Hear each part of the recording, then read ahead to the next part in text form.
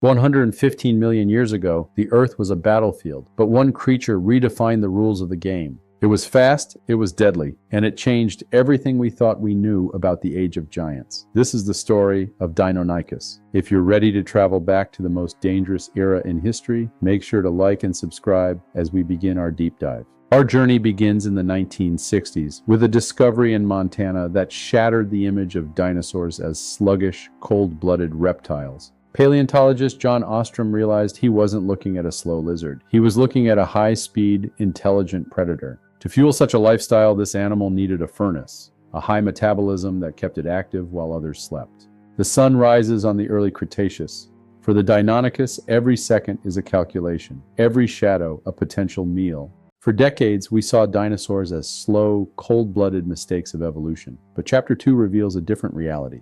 In the 1960s, the dinosaur renaissance began. Scientists realized Deinonychus lived at a pace more like a bird than a crocodile. To move this fast, you need an internal furnace. This predator was likely warm-blooded, fueled by a high-octane metabolism. And then there were the feathers, not for flight, but for insulation, display, and balance during the hunt. This was a creature built for action, a constant cycle of burning energy and seeking new sources of fuel. We're just scratching the surface of this predator's life. Subscribe now to see Chapter 3, Morning Rituals. The revolution in our understanding is complete, but for the Deinonychus, the daily struggle for survival is just beginning. Dawn breaks over the Cretaceous wilderness. For a high metabolism predator, the day begins with a singular focus: fuel. Territory is everything. Every morning, the Deinonychus patrols its borders, scanning for intruders and prey alike. Its secret weapon is binocular vision. Forward-facing eyes provide the depth perception needed for a high-speed strike. A flick of the tongue, a deep inhale, it can detect the chemical signature of prey from miles away, cutting through the damp forest air. A scent gland and a physical scratch, it leaves a message for any who dare cross its path. This land is claimed. The senses are sharp and the hunger is rising. Make sure to subscribe as we head into Chapter 4, The Strategy of the Pack. The ritual is complete, the patrol is over. Now the hunt begins. The prevailing image of the Deinonychus is one of a pack hunter, a coordinated, lethal team, but the truth may be far more chaotic.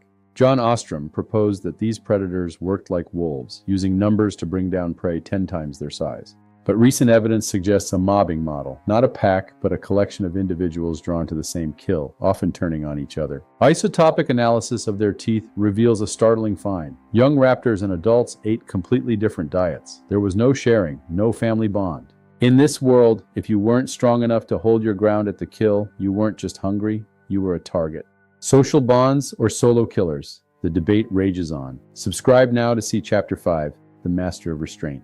Pack or mob, one thing remains certain. The hunt was about to reach its deadly climax. Forget what you've seen in the movies. The Deinonychus wasn't a kickboxer. It was a master of restraint. It used its body weight to pin its quarry to the ground, driving that famous sickle claw deep, not to slash, but to anchor. To stay on top of a thrashing victim, it used a technique called stability flapping, vigorous wing beats that kept it perfectly balanced. This Ripper model is identical to how modern hawks and eagles hunt today, a predatory legacy stretching back millions of years. With the prey immobilized, the actual kill was done with the jaws, efficient, brutal, and scientifically precise. The hunt is won, but the forest is never safe. Subscribe to see Chapter 6, Feast and Fury. The master of restraint has secured its fuel, but in the Cretaceous, a kill is just an invitation for others. In the Cretaceous, a kill is a beacon. The scent of blood travels fast, and the master of restraint is no longer alone. Others arrive not as a coordinated pack, but as rivals. The clearing becomes a stage for an agonistic feeding frenzy.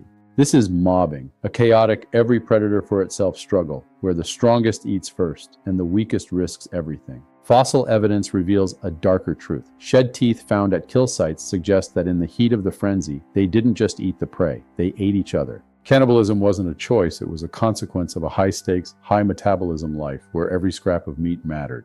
The feast is over, but the story of survival continues. Subscribe now for Chapter 7, The Next Generation.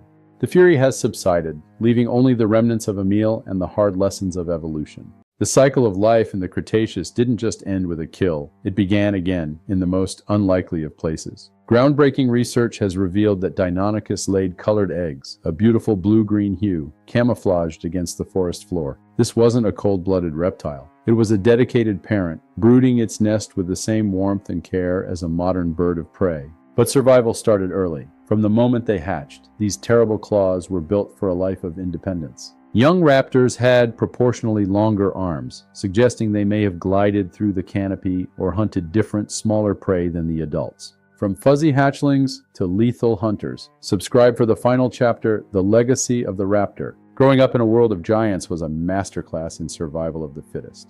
The sun sets on the day of a single Deinonychus, but its legacy was destined to outlast the very ground it walked on. This discovery rewrote the history of life. It provided the missing link, proving that dinosaurs weren't failures, they were ancestors. From the Montana Badlands to the silver screen, the terrible claw became a global icon of prehistoric intelligence and power. When the world burned, the traits pioneered by the raptors, agility, metabolism, and feathers, became the tools for the ultimate survival. Look at the sky today, and you are looking at the direct descendants of the terrible claw.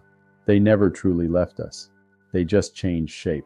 The story of Deinonychus is the story of life's resilience. If you've enjoyed this journey, subscribe to stay sharp for our next deep dive.